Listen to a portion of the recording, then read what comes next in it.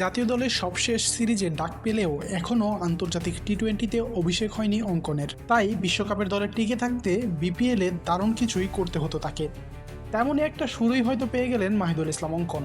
শুরুতেই চাপে পড়ে ধুঁকতে থাকা নোয়াখালীকে মোটামুটি লড়াই করবার মতো পুঁজি এনে দিয়েছেন মিডল অর্ডারে দারুণ একটা ইনিংস খেলে। গত বিপিএলের অন্যতম সেরা আবিষ্কার ছিলেন এই মাহিদুল ইসলাম অঙ্কন। খুলনার হয়ে ফিনিশিংয়ে টুর্নামেন্ট জুড়ে ঝড় তুলেছিলেন তিনি। প্রায় 180 স্ট্রাইক রেটে 3 শতাধিক রান করে সবাইকে এক প্রকার চমকিয়ে দেন।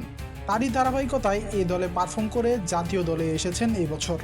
সবশেষ আয়ারল্যান্ডের বিপক্ষে টি-20 সিরিজের দলেও ডাক পেয়েছিলেন তিনি। নিজেদের দ্বিতীয় ম্যাচে দিন 9 রানেই 3 উইকেট হারিয়ে চাপে পড়ে যায় নোয়াখালী।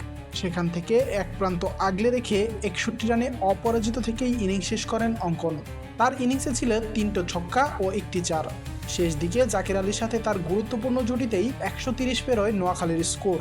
বিপিএলের শুরুতেই মোমেন্টাম পেয়ে যাওয়ায় পুরো টুর্নামেন্টেই ভালো খেলার আত্মবিশ্বাস নিতেই পারেন অঙ্কন। সেক্ষেত্রে বিশ্বকাপ দলেও একটা ভালো সম্ভাবনা থাকবে তার।